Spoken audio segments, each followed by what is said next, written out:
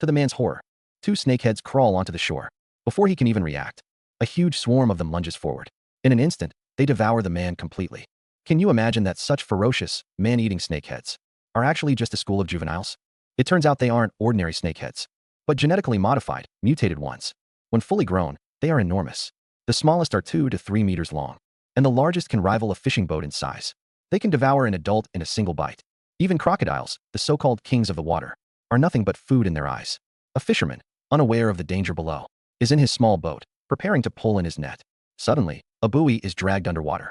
He thinks he's caught something big, and is quite pleased, but the next second, a strange force pulls him straight into the water. When he struggles back to the surface, his entire right arm is gone. He desperately tries to climb back onto his boat, but is dragged back down to the river's bottom by that same force. As bloody water bubbles up, only the fishing boat is left on the river's surface. Not long after, the police receive a call. Someone found the fisherman's mutilated body by the river. The sheriff suspects he was attacked by a crocodile. But Lao He, the medical examiner, after an inspection, finds that the bite marks on the body don't look like a crocodile's. So, to figure out the cause of death, Lao He decides to bring along biologist Mary to investigate the waters where the incident occurred. On the way, Mary looks at the photos of the victim Lao He gave her, and also concludes the attacker wasn't a crocodile. The location is also some distance from the ocean, so it couldn't be a shark. What kind of creature could inflict such gruesome wounds on a human? Full of questions, the two continue on. As they travel, Mary suddenly spots something.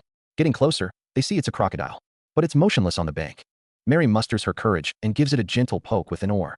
She discovers with a shock that the crocodile is dead, and only its head is left. She wonders if the crocodile hit a propeller, which led to it being decapitated. After all, for a crocodile, the king of the water, such a tragic end is rare. But Lao He says that's impossible, because there are no boats on this river that large. Things are getting stranger and stranger. The two continue paddling down the river. Before long, they see a fisherman, standing in the water, catching fish with his bare hands. Chatting with him, they learn that he was the victim's neighbor. So Lao He immediately decides to go to the victim's home, to see if he can find any clues. After learning who they are, the fisherman takes them to where he lives. There are 3 families here, living year-round in houseboats, making a living by fishing. Then, with the fisherman's introduction, the two meet the victim's wife and his daughter, a young woman.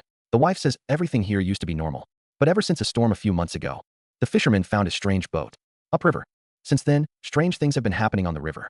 The once abundant river suddenly has no fish, and her husband had his unfortunate accident. Could all of this be related to that boat? Hearing this, Lao He decides to head out immediately to check out the strange boat for himself. Soon, the fisherman takes them to their destination. Because they found the boat creepy, the fisherman never dared to board it. Lao He and Mary aren't superstitious. To find the truth, they board it without hesitation.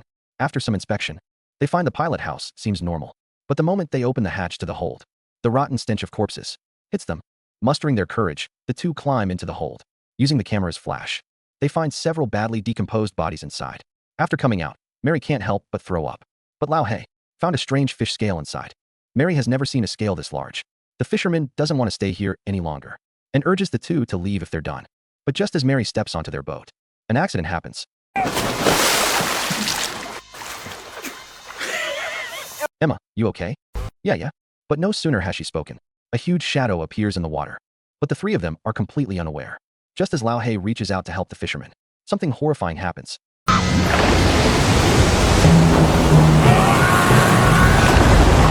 When Lao He pulls out his gun to save him, he turns and realizes it's too late.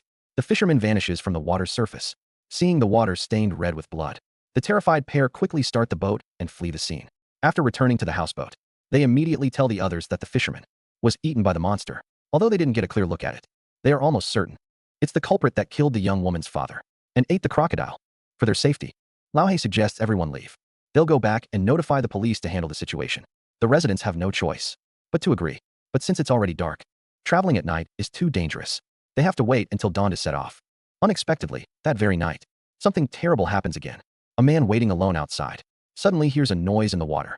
Curious, he takes a flashlight, kneels by the water's edge, and looks closely. He sees a strange fish swim past him. Surprised, the man tells his girlfriend inside.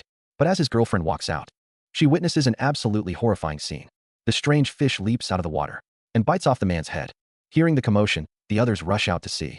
When the woman says there's something in the water, Mary immediately realizes the monster has followed them here. Lao He warns the woman to get away from the water. But having just seen her boyfriend die, she has lost her senses. In a state of panic, she just wants to escape in a small boat. If you're not expecting it, the unexpected will happen. The woman doesn't get far before the fish spots her and pushes her boat to the middle of the river. Then, the fish attacks from beneath, easily flipping the small boat. The woman falls into the river. Only then does everyone see the fish's enormous size. But faced with the woman's desperate cries for help, they are powerless. At that moment, the fish begins to close in on the woman again. Seeing this, the fisherman Rector quickly pulls the trigger, hitting the fish's dorsal fin and driving it away for a moment. But with its prey so close, the fish clearly won't give up easily. It quickly circles back for another attack. At the critical moment, Lao He also fires to stop it, but it's no use. In the end, all they can do is watch as the fish swallows the woman whole. Now everyone is panicking. No wonder this thing can hunt crocodiles. Realizing the houseboats are no longer safe, Lao He decides they must leave immediately. He is just about to start the speedboat when the clever fish cuts off their escape route. Their only speedboat is gone. Their hope of escape is shattered. Just as everyone is despairing, Lao He suddenly notices the neighboring houseboat seems to have an engine. They could leave by driving the houseboat itself, but they don't know if it will even start. Lao He decides to go over and check, but the houseboats are only connected by a single cable, with a metal bucket hanging from it. It's used for transporting daily supplies and likely can't support Lao He's weight. If he falls, the consequences would be dire. This task can clearly only be done by someone lighter. The young woman volunteers. With Lao He's help, she sits in the bucket and pulls herself slowly along the rope. But just as she's about to reach the other side, the cable suddenly snaps. The loud noise immediately attracts the fish's attention. As the young woman desperately climbs onto the houseboat, the fish leaps out of the water to attack her. Fortunately, Lao He fires his gun in time, saving the young woman from the fish's jaws. But unfortunately, the houseboat's engine is old and in disrepair, and it won't start. Lao He has also used up all his bullets. The fish in the water, however, is still active. They stand there stunned, not knowing what to do. Turning around, they see Rector next door, busying himself with something. He takes a silver carp from a box, hooks it, and throws it into the water. It turns out Rector plans to use the small fish to catch the giant one. A few seconds later, the strange fish took the bait, but its target was Rector on the shore. Luckily, Rector reacted quickly and didn't let the fish succeed. He managed to kill it with his shotgun. Seeing the strange fish up close for the first time, Mary had no idea what species it was. But Rector silently lit the grill, used a machete to cut open the fish's belly, took out its heart, and started grilling it. No matter what kind of fish it was, in Rector's eyes, it was food. Besides, it had eaten so many people. Eating it in return was the only way to get revenge. Watching Rector enjoy his meal, the others naively thought it was all over. Just as they began to relax, a much larger strange fish suddenly lunged at Rector, startling everyone. This time, Rector couldn't escape. He was dragged into the water by the fish. It turned out there was more than one. The survivors were thrown into a panic once again, not realizing that the overturned grill had ignited the gas canister and shotgun on the ground.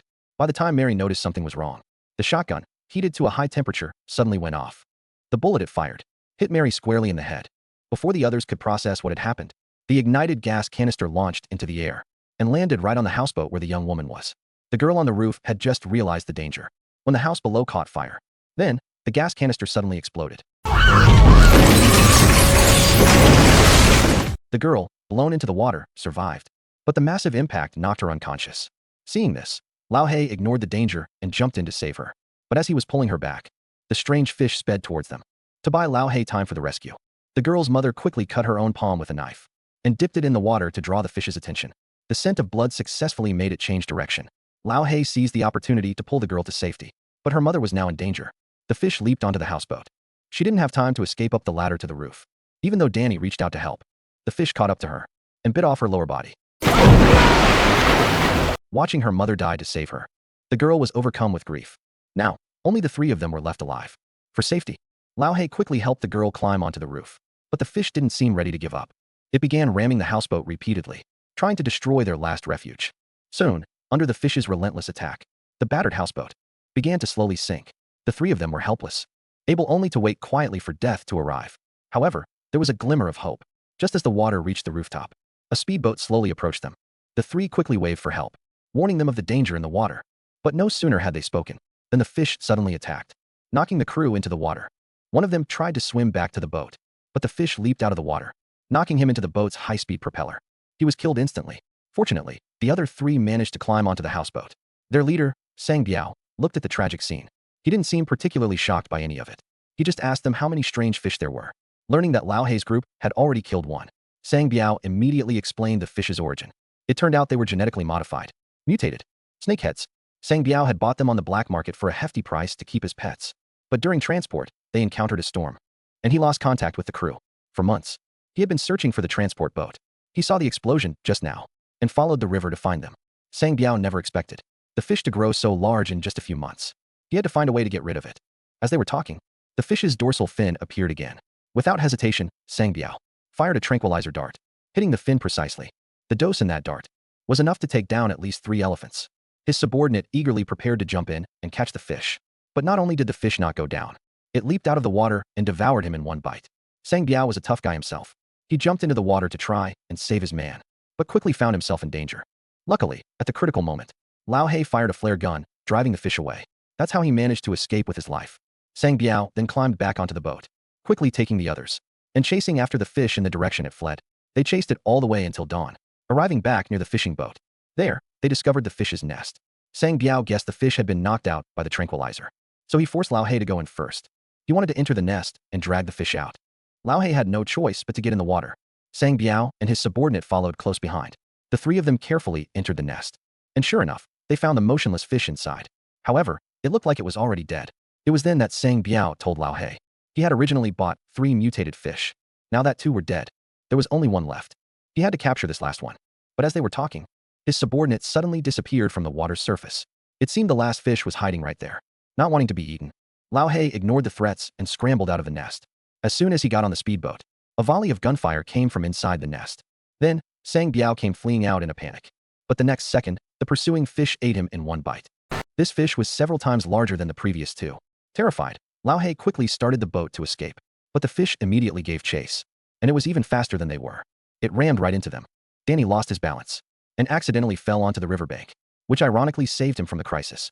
The fish was only interested in the speedboat and continued to chase Lao He and the girl relentlessly. Seeing the trees ahead, Lao He came up with a plan to kill the fish. He ripped off the propeller guard, and just before the fish caught up, they both jumped into the water. Using the high-speed propeller, the 2 finally killed the last of the strange fish. But Danny, on the other side, was not so lucky. Thinking he was safe, he lay on the riverbank, gasping for air. Suddenly, he saw 2 small fish crawl onto the shore. As he wondered what they were, more small fish swarmed towards him, engulfing him in an instant. It turned out the mutated fish had already laid eggs. With so many of them, once they grew up, they were bound to cause an even greater disaster.